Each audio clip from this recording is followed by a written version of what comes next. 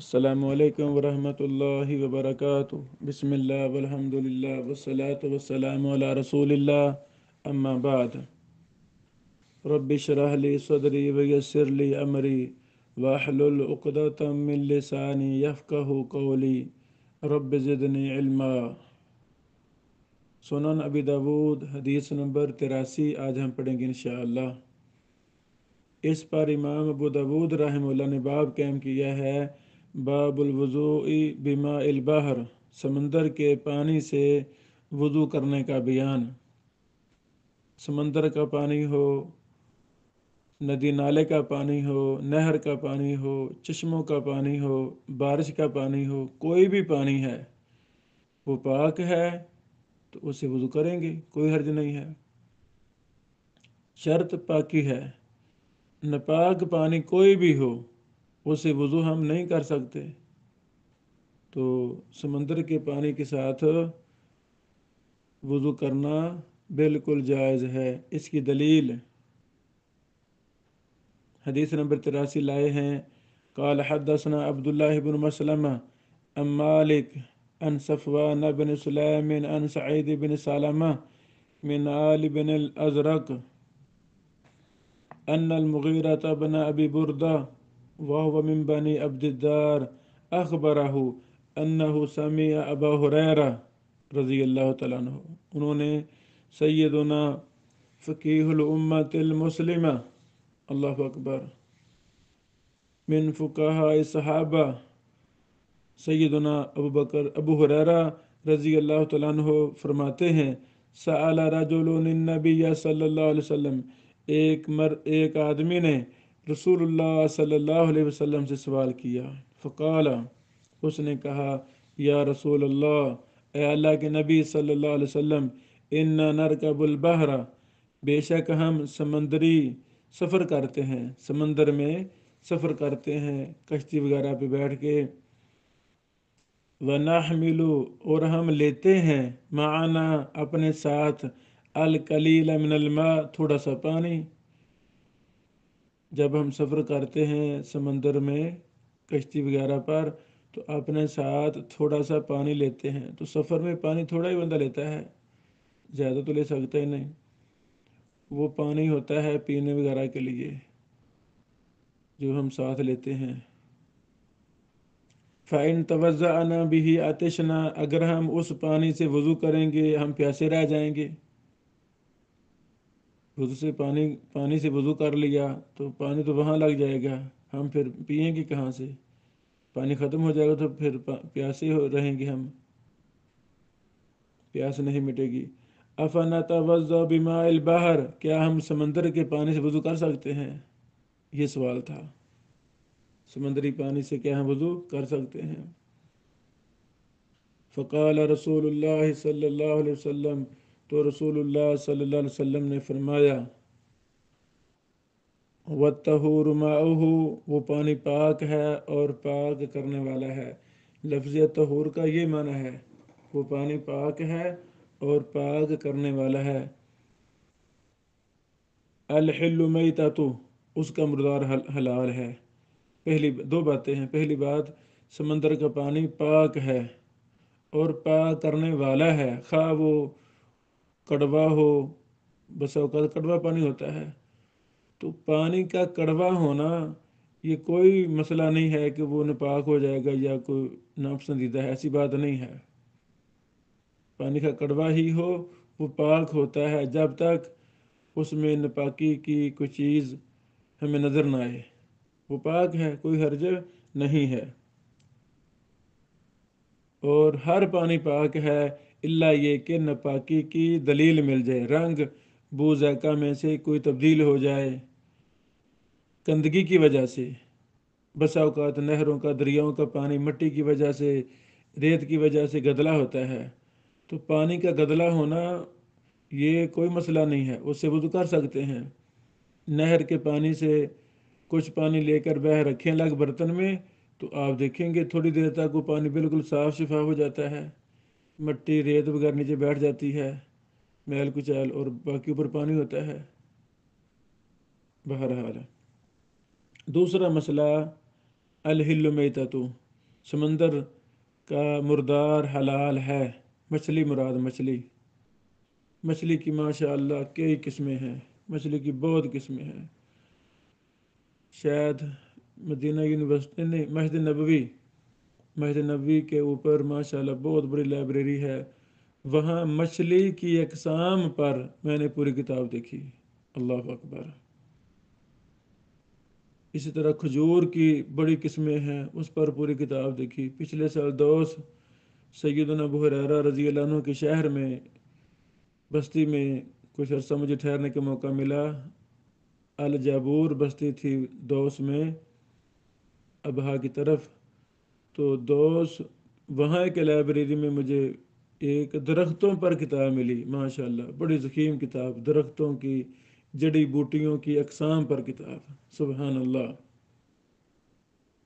بہرحال الحل میتۃ، یعنی مچھلی مردہ بھی ہو تو وہ حلال ہے۔ مچھلی جب ہم پکڑتے ہیں چند منٹوں بعد وہ فوت ہو جاتی ہے تو وہ حلال ہے۔ اسی طرح اگر کوئی سمندر میں مچھلی مردہ ہی ملے، اس کے اندر سے بو وغیرہ نہ آ رہی ہو تو اس کو ہم کھا سکتے ہیں، کوئی حرج نہیں ہے،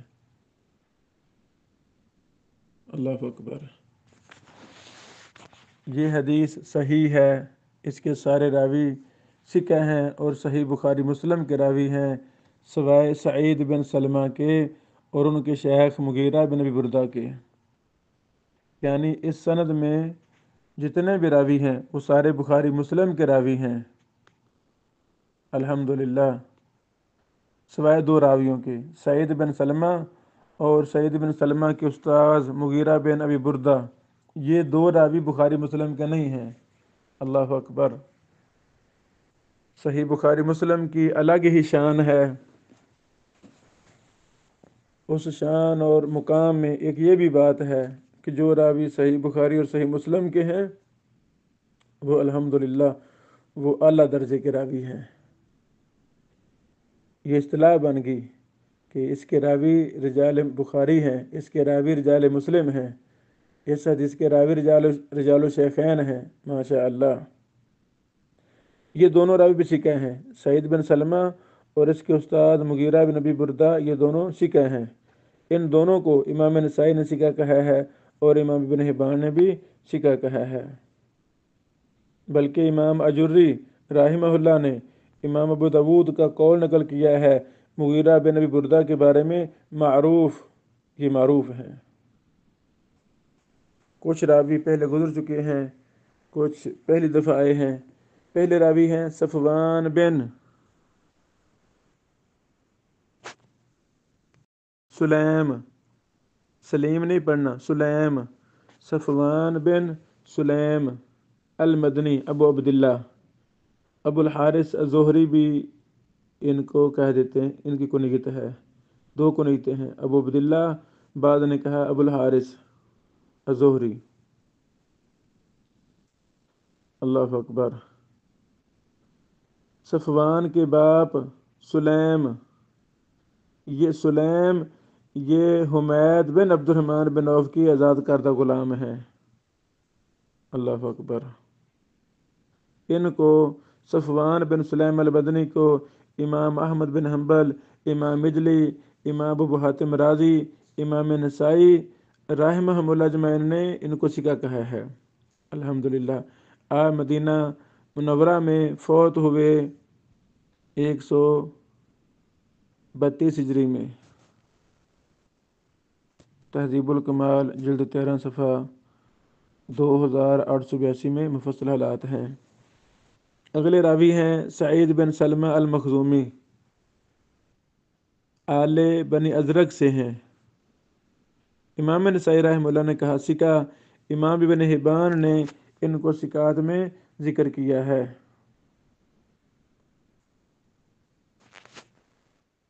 ان کی حدیث کو امام بخاری رحمہ اللہ نے صحیح کہا ہے، سعید بن سلمہ مخزومی کی حدیث کو۔ اسی طرح امام ابن خزیمہ، ابن حبان وغیرہ نے بھی ان کی حدیث کو صحیح کہا ہے، اسے کہہ دیتے ہیں توثیق ضمنی۔ کہ جس راوی کی روایت کو محدث نے صحیح کہا ہے تو اس صحیح کہنے کے ضمن میں یہ آ جاتا ہے کہ وہ راوی ثقہ ہے، اور یہ عمومی نہیں ہے، یہ عمومی قاعدہ نہیں ہے۔ بس اوقات سند میں راوی ضعیف ہوتا ہے، محدث اس کی حدیث اس سند اور متن کو صحیح بھی کہہ رہا ہوتا ہے، ان کے پیش نظر اس ضعیف راوی کے دیگر توابع ہوتے ہیں، ان کی وجہ سے وہ صحیح کہہ رہا ہوتا ہے، تو بہرحال یہ مطلق نہیں ہے۔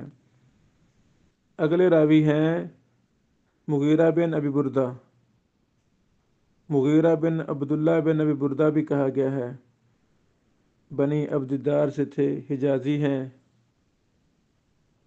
امام نسائی رحمہ اللہ نے کہا ثقہ، امام ابو داود نے کہا معروف، ابن حبان نے ان کو ثقات میں ذکر کیا ہے۔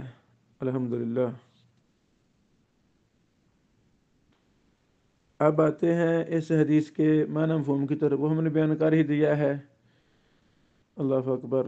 پہلا مسئلہ یہ ثابت ہوا کہ سمندر کا پانی پاک ہے اور پاک کرنے والا ہے۔ دوسرا مسئلہ کہ مچھلی مردار بھی حلال ہے، اور مچھلی کی بڑی زیادہ قسمیں ہیں، یہ تمام قسموں کو شامل ہے، یہ تمام قسموں کو شامل ہے۔ بندہ نچیز کا ایک سلسلہ احکام کا، وہ میرے استاد محترم ہمارے دور کے امام اور محدث، میری مراد فضیلت الشیخ حافظ بحری لزئی رحمہ اللہ، وہ اپنے رسالہ الحدیث حضرو میں وہ شائع کرتے رہے، تقریباً 7 8 یا 9 مضمون میرے چھپے وہاں۔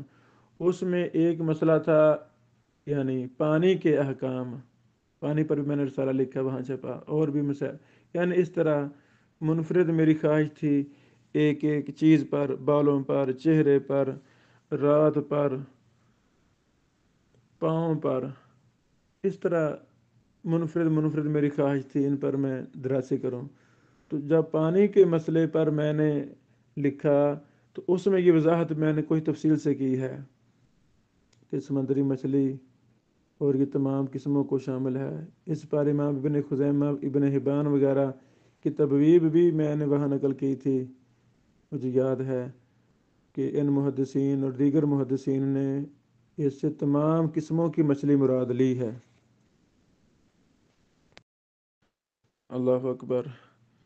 اور حوت، ہر وہ جانور یعنی جس کی زندگی کا تعلق پانی کے ساتھ ہے، پانی کے بغیر وہ زندہ نہ رہے، وہ صرف ایک ہی جانور ہے، اسے کہتے ہیں مچھلی، اور یہ مچھلی کی کئی اقسام ہیں۔ اس پر شارحین نے کافی تفصیلات ذکر کی ہیں، تفصیل کا طالب اصل شروحات میں ان کی تفصیلات دیکھ سکتا ہے۔ یہ حدیث سنن نسائی میں ہے، سنن کبریٰ بہقی میں، ابن ماجہ میں اور دیگر کتب حدیث میں یہ حدیث ہے۔ امام ترمذی رحمہ اللہ نے کہا حسن صحیح، اور آگے فرماتے ہیں وَهُوَ قَوْلُ أَكْثَرِ الْفُقَهَاءِ مِنْ أَصْحَابِ النَّبِيِّ صلی اللہ علیہ وسلم مِنْهُ ابو بکر و عمر و ابن عباس وَلَمْ يَرَوْا بَأْسًا بِمَاءِ الْبَحْرِ۔ امام ترمذی فرماتے ہیں صحابہ کرام میں سے اکثر فقہاء کا یہی قول ہے اس حدیث کے موافق۔ سیدنا ابو بکر، سیدنا عمر، سیدنا ابن عباس رضی اللہ عنہ اجمعین اور وغیرہ دیگر محدثین، دیگر صحابہ کا موقف، ابو بکر، عمر، ابن عباس کا امام ترمذی نے نام لیا ہے، وغیرہ میری طرف سے ہے، اور بھی صحابہ کرام کا یہی موقف ہے۔ سنت کے موافق ان کے موقف ہوتے تھے الحمدللہ، کہ وہ سمندر کے پانی سے کچھ حرج نہیں محسوس کرتے تھے، اور یہی بات حدیث میں ہے الحمدللہ۔ اور بعض صحابہ نے اس کو مکروہ سمجھا ہے کہ سمندر کے پانی سے وضو کرنے کو مکروہ سمجھا ہے۔ ان میں سیدنا ابن عمر، سیدنا عبداللہ بن عمر رضی اللہ تعالی عنہما ہیں۔ تو راجح بات وہی ہے جو سنت کے موافق ہے کہ سمندر کے پانی سے وضو کرنا جائز ہے، کوئی حرج نہیں ہے۔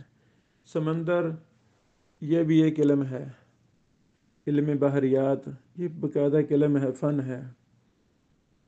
ہم نے تو نہیں پڑھایا نہیں جاتا مدارس میں، نہ پڑھا رہے ہیں۔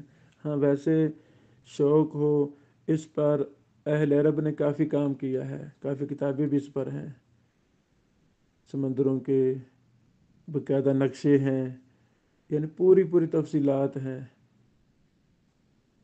یہ جو برطانیہ والے انگریز ہند میں آئے تھے تو ان کے ہاتھ ایک ہمارے بڑے پہلے دور کے گزرے ہیں، ان کا علم بحریات میں بڑا مطالعہ تھا، سمندری فن پر ان کا بڑا مطالعہ تھا، انہوں نے کتاب لکھی، نقشے بنائے، تفصیلات لکھی، فلاں سمندر کہاں سے آتا ہے، کیسے کیسے یہ کن کن علاقوں میں جاتا ہے۔